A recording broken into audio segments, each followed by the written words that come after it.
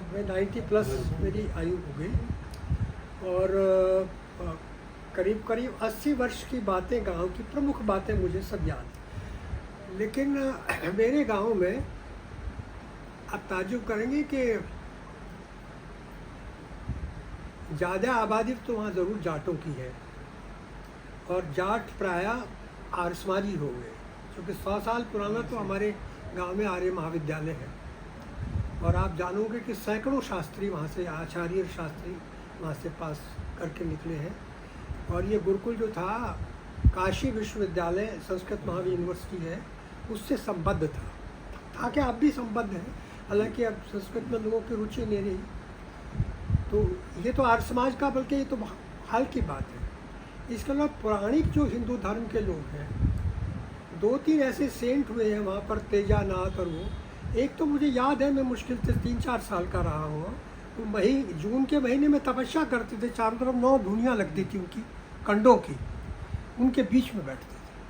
और गांव की इतनी श्रद्धा थी उनके ऊपर। वो भंडारा जब होता था, हर घर से दूध जाता था 1 लोटा भर। तेजानाथ नाम था। अब उनका इतना तो मुझे याद नहीं, बचपन में चूँकि मैंने देखा। जैनियों का इतना पुराने मंदिर है, 100 साल से पुरानी प्रतिमाएं कई गांव में 100 साल से पुरानी है। और एक तो विचित्र बात है, कहावत तो यह है कि कबीर के सुपुत्र जो थे, उनका नाम मुझे याद नहीं क्या नाम था, कमाल था शायद, कमाल वहाँ आए थे। अब ये तो देखिए बहुत पुरानी बात होगी कबीर पर भी, लेकिन कबीर पंथियों की गद्दी है, और उस गद्दी पर एक वर्ष में ऐसा उनका उत्सव होता है कि सैकड़ों आदमी बाहर से आते, पता नहीं कहाँ कहाँ से, दूर दूर से कबीर पंथी। बड़ी निष्ठा और श्रद्धा है गद्दी में उनकी। तो सब लोग गांव के किसान लोगों की सबकी खातिर करते, हमारे सबके मेहमान हैं। जैन को उछाल निकलते हैं तो सब लोग पार्टिसिपेट करते हैं। इतना सौहार्द, इतना सामंजस्य, इतनी समरसता मैंने अपने गांव में देखी, जो आज सारे देश में नहीं है। आग लगी हुई है धर्म को लेकर। 80 साल का तो मैं ही बता रहा हूँ आपको, 10-12 साल अपनी आयु के इसलिए छोड़ रहा हूँ कि तब मैं बच्चा था।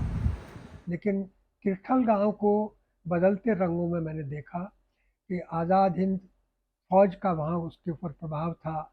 और कांग्रेस पार्टी जब आई तो ये समझ लीजिए कि वो अमन सवाई, मेरे ताऊ जी चौधरी करम सिंह जी मुखिया थे, लेकिन वो तो मेरे पिताजी से बड़े थे आयु। वो से एक दिन मेरे सामने कह रहे थे, छोटा था, अरे धीरज, इस चरण सिंह ने तुम्हारा नाश कर दिया, हमारी तो जिम्मेदारी खत्म कर दी इसने। वो अमन सभाई थे, हमारे पिताजी आर्यसमाजी थे। तो कहने लगे नहीं मुखिया, ऐसी बात नहीं, चौधरी साहब तो बहुत अच्छे नेता है हमारे। तो वो ऐसा जमाना बदलता हुआ मैंने गांव का देखा। उसके पश्चात भी मैंने देखा कि गांव के अंदर हमारे ऐसे ऐसे आयुर्वेद के वैद्य थे कि आसपास के गांव से लोग गाड़ियों में आते थे वहाँ इलाज कराने के लिए।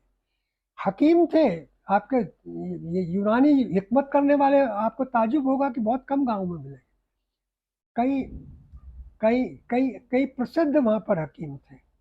एक मुझे याद करते, इस बात की चर्चा मैं जरूर करना चाहूँगा। गांव में एक एक दुकान थी ग्रोसरी की, बुद्धू माली की दुकान उसको कहते थे।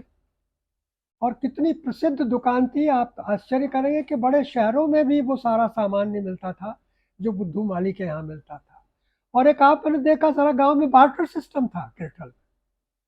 यानी हम बुद्धू माली का साल भर में जब गेहूं की फसल आते थे, कई बोरी गेहूं जाता था उनके, सारे साल ज्यादा वो लिख लिया, पर्ची में लिख लिया उन्होंने।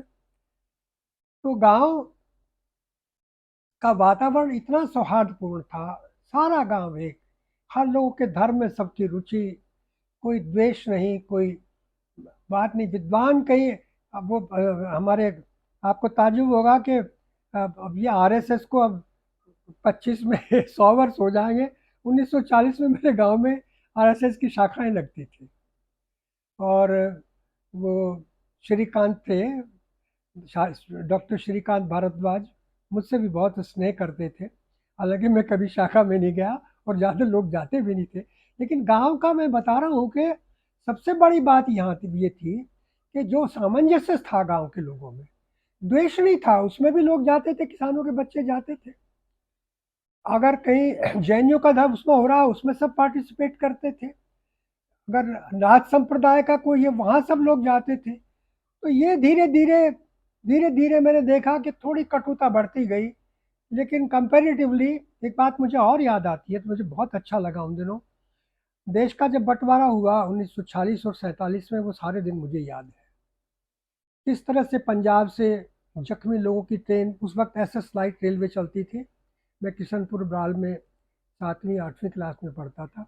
वो ट्रेन भरी हुई आती थी, सब लोग जख्मी, माताएं, बहनें। लेकिन हर स्टेशन के ऊपर, किस कासमपुर खेड़ी स्टेशन के ऊपर मैंने देखा लोगों की बाल्टियां भरी हुई दूध की, हलवा बना के, खाना बना के, सबको खाना खिला रहे, लोगों की भीड़ जुट जाती थी। वो पीरियड भी मैंने देखा।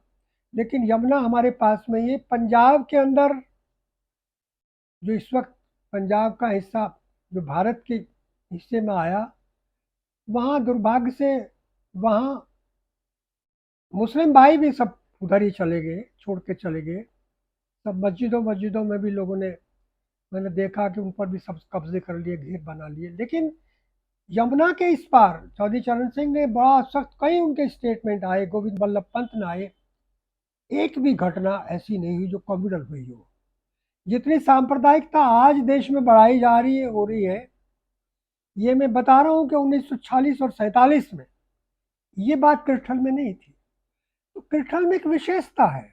मैं तुलना नहीं कर रहा, सारे गांव अपने ही हैं, सब मैं भी गांव गांव का ही आदमी हूँ, और गांव से मेरा नाता आज भी रहा है थोड़ा सा। कुछ दिनों चौधरी साहब की कृपा से राजनीति से जुड़ा रहा, तो मैं तो लोगों के बीच में ही रहा हूँ। मेरी कॉन्स्टिट्यूंसी का कोई गांव ऐसा नहीं जिस पे कभी न कभी किसी न किसी घर पर मैं ना गया हूँ। इतना प्यार गाँव के अंदर, गरीब से गरीब आदमी के पास चले जाओ, अपना दिल निकाल के रख देता है, दूध लाएगा, तो चाय वाय तो आज की बात है, खाने को पूछेगा, तो ये कोशिश करेगा कि ये कुछ न कुछ मेरे घर से खाए बगैर न जाए।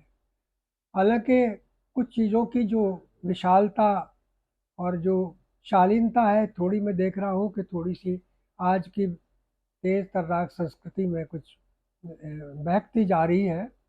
लेकिन फिर भी मुझे तो गांव में बहुत सुकून मिलता है, बड़ी शांति मिलती है।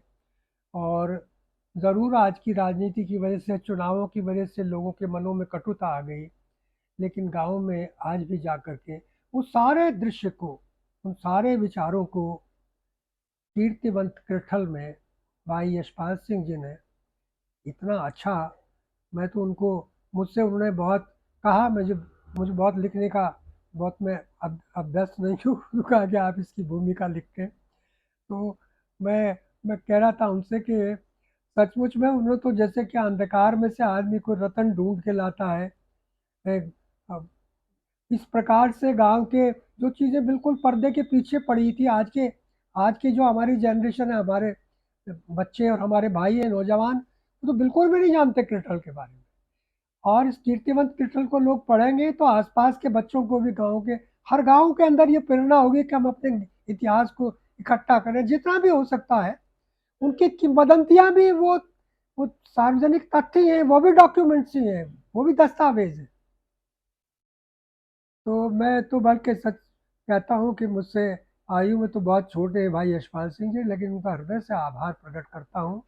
और हमारे गांव के लोग भी सचमुच में बहुत आभारी हैं कि उन्होंने हमारी गांव का छुपा हुआ जो ज्ञान विज्ञान, वहाँ का स्नेह और प्यार, और सचमुच में जो भारतीय संस्कृति के आधार हैं, उस अनेकता में अपने गांव में न कभी जाति दंगा हुआ, न कभी सांप्रदायिक दंगा हुआ, न कोई मजहब को लेकर, न मंदिर को लेकर, न मस्जिद को लेकर कोई विवाद हुआ।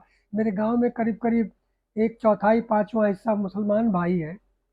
और आपको शायद यकीन नहीं आएगा, मैं छोटा सा था, मेरे पिताजी के, मेरी बताऊं, उनकी बैठक में हुक्का साथ पीते थे हमारे सारे मूले जाट भाई, सारे सब जमींदार हैं, हमारे खेतों से उनके खेत मिले हुए हैं।